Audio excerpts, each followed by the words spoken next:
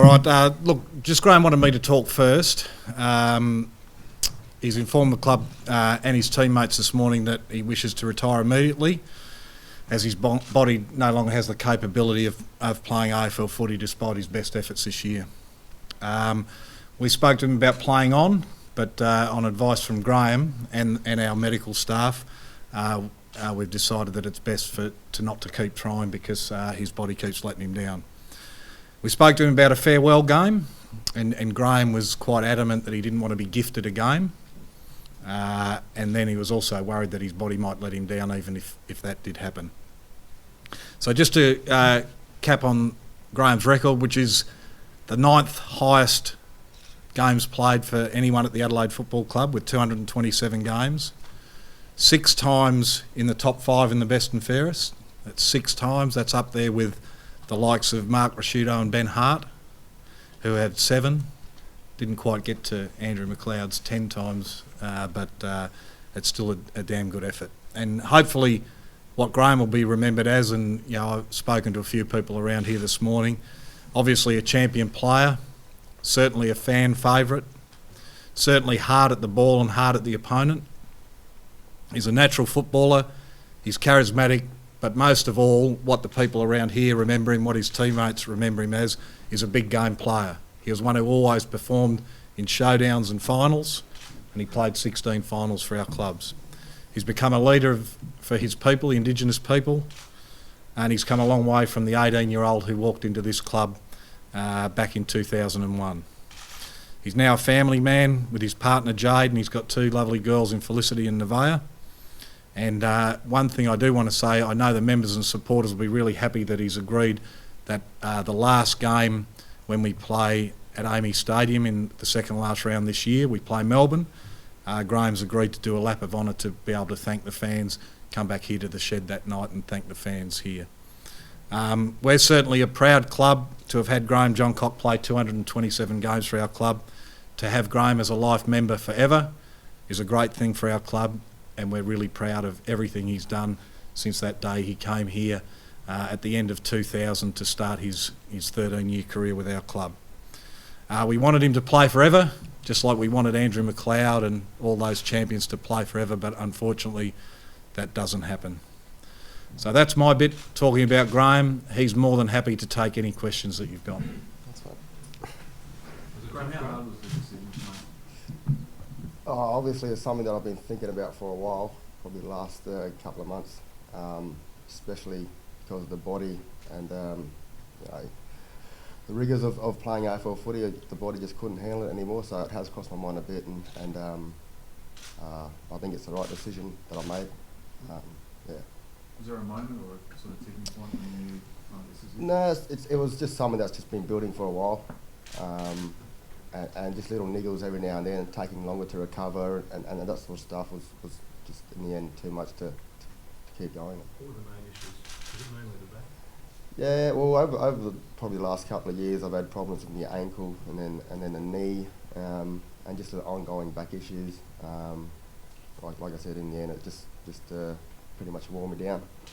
As much as you've been thinking about it, was today the hardest bit to stay on here? Yeah. Over probably the last couple of nights hasn't been that good with sleep-wise, but I think the hardest part was telling my teammates this morning that I'd made my decision. So I got a bit emotional, but something that had to be done, and I thank them for all their support over the years.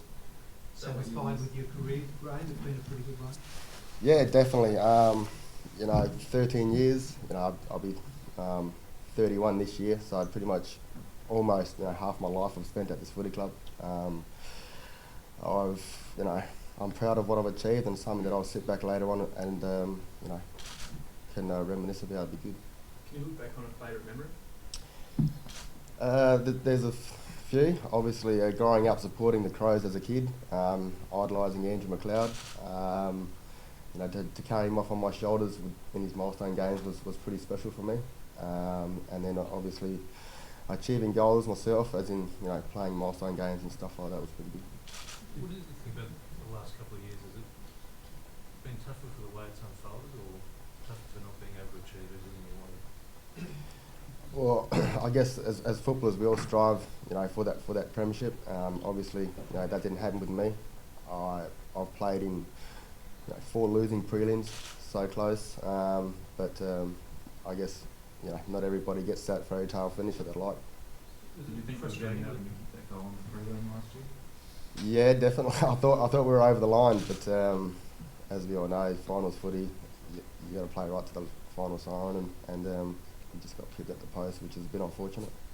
So increasing pace of the game in recent years, did that bring it on quicker? Yeah, definitely.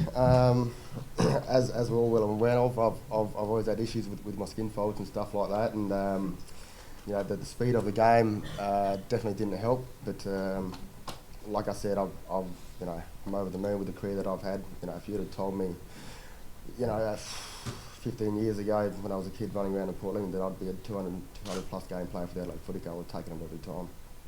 What are you going to miss most, Graham? Just the bond that I've made with my teammates and friends, over the years, it's something that I'd cherish for the rest of my life, and I've made some really good mates, and I'm hoping that we can all continue to be the best of mates and stuff like that. So yeah, that's probably the main one. What's next for you? Do you want to keep doing college? Yeah, I haven't really thought about that much. Obviously, I've got 2 little girls, and family's going to be a priority for me. Spend more time with them, and I'll sit back for a little bit now and see where I want to end up and what I want to do. Going back to Port Lincoln was always in the back of my mind throughout my career, so that could be on the cards as well. You didn't play out for the May class for the rest of your season? I guess I'd like to. Obviously, I'm enjoying my footy back there, and it's I guess no disrespect to the SANFL, but it's not that much pressure than it is playing AFL, and I'm really enjoying my footy here, so that could be on the cards. You've been such a sort of fan favourite, and screaming to get back in and all that kind of stuff. How aware of that kind of stuff are you, and what does that mean to you? Yeah, just walking down the streets and stuff like that, people are always asking when are you going to get back in, and when what's happening and all this sort of stuff. But I guess it's footy, and the way my body has been this year, I wouldn't have picked myself because I strongly believe that I wouldn't have got through a game because of the injuries and the way the body feels. Is that kind of support though, does that mean a bit to you? Oh, it does. It means to me that the way that I played over my career, that people really genuinely care about how I go about it, and not only as a player, but if they're asking me this in the street, then it generally means that they care for me. So it's good. I'm really appreciative of it. Was it frustrating this year that people kept saying, why aren't you in the team, and you had a better understanding than they did? Yeah, it was hard to actually obviously let people know and sort of talk about it, because the way that you feel and the body's feeling, it's hard to tell them that you're starting to get a bit older and a bit slower, and the game's getting a bit quicker and you can't keep up anymore. But in reality, that's just the way it is. How do you feel about the direction the game's taking? Yeah, I've seen it change a bit over my career. It's always evolving, the game. I'm a firm believer that the game, it does take changes a bit and does go around in circles at times. Clubs are always looking for the edge, and coaches are always looking for an advantage, and it's always evolving, and it's good for the game. You've got one of the best nicknames going around. Do you like it? Yeah, I guess it's funny how it came about, but it wasn't in a rude way, if I can say that. It's just because of the last name, and I think one of my coaches now, Bix, was the one that came up with it when I was a young guy first coming to the club. So. Who made it happen for you? Like you say, you had a few issues you had to get through. Who got you through? Made it happen in what way? Sorry. To get you over those, not the skin fold issues and all the other things. Yeah, I've had a lot of support over the years. One of the guys sitting next to me here, Phil, and I've also guys like Steve Sanders from the club here as well have helped me immensely off field and stuff like that.